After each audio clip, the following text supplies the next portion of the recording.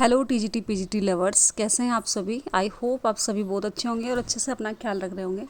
तो चलिए फिर देख लेते हैं। आज हम स्टार्ट कर लेते हैं अपनी सीरीज़ और इसमें पहला क्वेश्चन हमारे सामने दिया हुआ है जो कि वर्ड्सवर्थ से रिलेटेड है। और मैं आपको बता दूं कि पहले तो जो भी आज नए जुड़ रहे होंगे हमारे साथ वो चैनल को सब्सक्राइब कर चुके होंगे एंड जिन्होंने नहीं किया है वो ज़रूर कर ले। और अब देखिए हमारे पास पहला क्वेश्चन जो कि आपके सामने दिया होगा है कि who succeed Wordsworth as the poet laureate in 1850। तो 1850 में आपको बताना है यहाँ पे कि कौन बताया गया है यहाँ पे कि कौन यहाँ पर क्या रहा है यहाँ पे यानी कि जो पोएट लॉरेट रहे हैं वो कौन रहे हैं वर्ड्सवर्थ के बाद।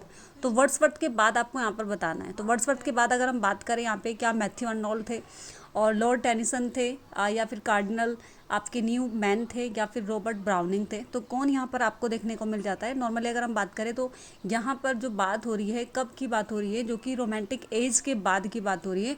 और जो हमारे टेनिसन है वो रोमांटिक एज के बाद जो विक्टोरिया एज आता है वो उसके रहते हैं। यानी कि अगर हम बात करें तभी उस टाइम पे क्या हो जाता है, विक्टोरिया एज स्टार्ट हो जाता है। तो विक्टोरिया एज के आपके जो रहे हैं लॉर्ड टेनिसन यानी कि लॉर्ड अल्फ्रेड टेनिसन की हम बात करें तो इनका टाइम पीरियड यहाँ पे मतलब पोएट लॉरेट वो बने थे, उनको बनाया गया था और वो अपनी डेथ के यानी कि तक रहे हैं, उसमें आपको देखने को मिल जाता है यहाँ पर।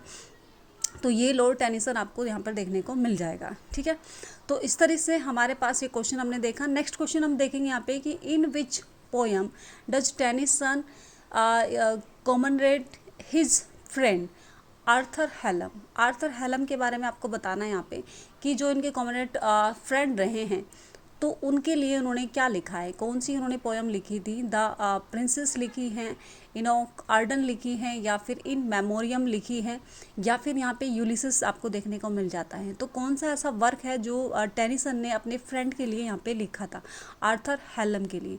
तो उसकी बात करें तो वो इन मेमोरियम यहाँ पर देखने को मिल जाता है। तो वही उन्होंने उसके मतलब उनके बारे में इसमें लिखा था। अगर हम बात करें कि ये लिखा कब था तो हम यहाँ पर देखें कि ये जो लिखा गया था लगभग ये 17 साल पहले उन्होंने कंप्लीट कर दिया था। यानी कि 1833 में आर्थर हेलम की डेथ हो गई थी और उसके बाद उन्होंने उसको कंप्लीट लिख दिया था उस पोयम को, उसके बारे में। यानी कि जो भी अगर हम बात करें जो ये जो आर्थर हेलम थे ये जो टेनिसन की जो सिस्टर थी उनकी यानी कि पियोंसी थे, उनके साथ उनके रिश्ता हो गया था और उसके बाद उन्हें मतलब वो दोस्त भी थे और प्लस उनकी बहन के होने वाले हस्बैंड भी थे। तो इसलिए उन्हें बहुत ज़्यादा दुख हुआ था इस बात का कि वो मतलब क्या हो गए थे, उस टाइम पे उनकी डेथ हो गई थी। तो उस गम को मतलब उन्होंने जो भी चीज़ें थी वो उन्होंने लिखने का प्रयास किया था उस टाइम पे। और जो विक्टोरियन थी, जो कि रानी विक्टोरियन थी, उन्होंने भी इस वर्क को बहुत ज़्यादा अप्रिशिएट किया था, बहुत ज़्यादा पसंद किया था, जिससे खुश होकर उन्होंने उनको पोएट लॉरेट बनाया था। तो ये कुछ पॉइंट्स है जो आपको याद रखने चाहिए। ठीक है, तो यानी कि 17 ईयर पहले ही उन्होंने इसको कंपोज कर दिया था, बना के तैयार कर दिया था। और जब उन्होंने इसको अगर हम बात करें पब्लिश किया तो वो 1850 में किया था।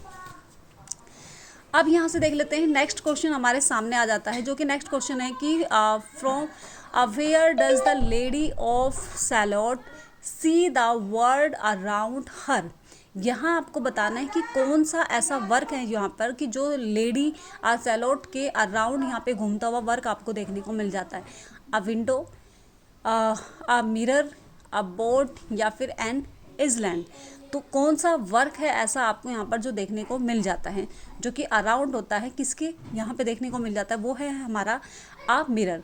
अब आ मिरर के अकॉर्डिंग बात करें तो the lady of the Shalott, the lady sees the world around her only through a mirror that reflect the outside world, जो कि आउटसाइड वर्ल्ड को देखती है, जो कि including the road of Camelot यहाँ पे कंप्लेट लॉट यहाँ पे देखने को मिलता है ड्यू टू अ कर्ज जिसको मतलब एक कर्ज दिया जाता है या मतलब उसको श्राप वगैरह होता है। She is confined to her tower and can not look directly out the window instead observing, ठीक है, shadows of the world will appearing. जैसे कि मतलब वो करते हुए वर्क करते हुए आपको वहाँ पे देखने को मिल जाता है। तो ये वर्क था जो कि अब मिरर में आपको देखने को मिलता है। नेक्स्ट क्वेश्चन है कि who wrote the following line man में। अब ये लाइन यहाँ पे दी गई है कि मैन में कम एंड मैन में गो, यानी कि व्यक्ति आते हैं और चले जाते हैं, but I go know on the ever. तो ये आपको देखने को मिलते हैं किसके लिए यहाँ पे, हु रोट, कौन लिखते हैं, तो यहाँ पर लॉर्ड टेनिसन इस बात को लिखते हैं।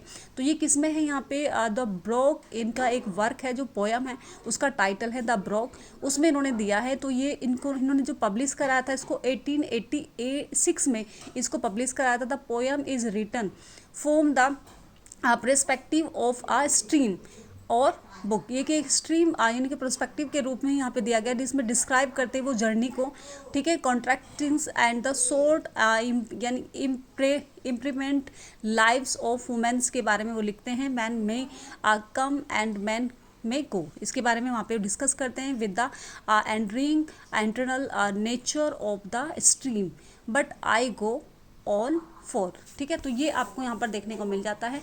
नेक्स्ट क्वेश्चन हमारे सामने यहाँ पर दिया गया है कि Tennyson's won the chancellor medal at Cambridge his poem. तो कौन सी उनकी पोयम थी जिस पर उनको चांसलर्स ऑफ मेडल दिया गया था, तो वो आपको बताना है यहाँ पे। तो क्या था यहाँ पे, यूलिसेस है, या फिर आपके पास यहाँ पे देखने को मिल जाता है द लेडी ऑफ सैल्यूट है, और या फिर टिम्बकटू। तो टिम्बकटू ही इसका आंसर हमें देखने को यहाँ पर मिल जाता है।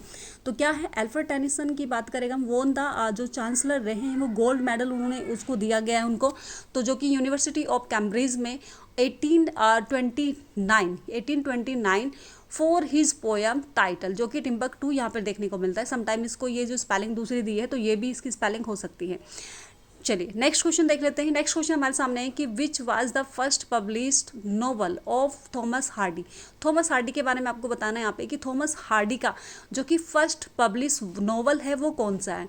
फार फ्रॉम द मेडिंग कवर्ड, या फिर desperate remedies, a pair of blue eyes under the greenwood. तो कौन सा यहाँ पर वर्क है आपका ऐसा जो कि थॉमस हार्डी का, ठीक है, यानी कि जो आपका जो कि हार्डे यानी कि थॉमस हार्डी है उनका जो पहला नोवेल रहा है तो पब्लिश उन्होंने कराया था। तो कौन सा यहाँ पर हो जाएगा, हमारा आंसर जो हो जाएगा वो क्या हो जाएगा, डिस्परेट रेमेडीज। डिस्परेट रेमेडी उनका जो कि फर्स्ट वर्क हमें देखने को मिल जाता है थॉमस हार्डी का, ठीक है।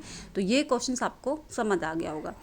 अब जरा इसके बारे में देख लेते हैं, इसमें कब कब इन्होंने कौन सी, मैंने तीजारों के बारे में दिया हुआ है। तो डिस्परेट रेमेडीज़ की बात करें, थॉमस हार्डी जिन्होंने मतलब इसको फर्स्ट पब्लिश इनका वर्क है ये, और ये कब किया था इन्होंने पब्लिश, अगर हम बात करें तो यहाँ पर जो कि ब्रदर के वर्क में उन्होंने इसको करा था 1871 में। Under the green wood tree की बात करें तो 1872 में कराया था। Four from the madding covered की बात करें तो 1874 में यहाँ पे देखने को मिलता है। पेयर ऑफ ब्लू आइज के बारे में बात करें तो वो 1873 में आपको देखने को मिल जाता है। तो ये कुछ वर्क है जो कंप्लीट आपको पता होना चाहिए थॉमस हार्डी के बारे में, उनके कुछ वर्क के बारे में भी। नेक्स्ट क्वेश्चन हमारे सामने है कि Gabriel walk is a character in Thomas Hardy. Thomas Hardy का एक कैरेक्टर आपको देखने को मिल जाता है जो कि आपका नाम है यहाँ पे गैब्रिक ओक। तो गैब्रियल यहाँ पर कौन से वर्क में यहाँ पे दिया गया है, कुछ ऑप्शन है आपके सामने। फार from the madding covered, the return of a native, a pair of blue eyes, या फिर द मेयर ऑफ कैस्टरब्रिज। तो कौन सा यहाँ पर ऐसा वर्क है जिसमें यहाँ पे जो गैब्रियल वॉक है ये एक कैरेक्टर के रूप में काम करता है। तो कौन सा हो जाएगा, तो हमारा जो आंसर है यहाँ पर, आंसर हम यहाँ पर देख लेते हैं, ठीक है।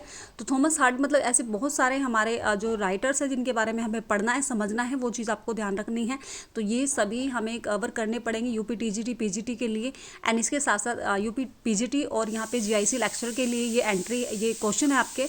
तो इसका आंसर हो जाएगा फार फ्रॉम द मेडिंग कवर, ठीक है। तो इसके बारे में अगर हम बात करें, जो कि Gabriel walk is a central character है जो कि थॉमस हार्डी के बारे में, थॉमस हार्डी मतलब इसके बारे में यहाँ पे देते हैं, जो कि एक सेंट्रल कैरेक्टर आपके सामने देखने को मिल जाता है, ठीक है। तो इसी पर बेस है, और ये कब किया गया था अगर हम बात करें तो 1874 में ये नोवेल आपको देखने को मिल जाता है, ठीक है। फार from the madding covered it is Thomas Hardy's fourth novel. ये भी हमें ध्यान रखना है कि इनकी कौन से नंबर का नोवेल है, ये फोर्थ नंबर का नोवेल है इनका, और इसको पब्लिश ये 1874 में कराते हैं, ठीक है। और ये एक फिक्शनल अकाउंट ऑफ वैक्सिस में आपको देखने को मिलता है, जो इनकी ये हर उसमें लेते हैं अपने वर्क को, फिक्शनल जो कि वैक्सिस आपको देखने को मिलता है, ठीक है। तो ये चीज़ आपको देखेगी, रूरल एरिया है जो कि साउथ वेस्ट इंग्लैंड में आपको देखने को मिल जाता है।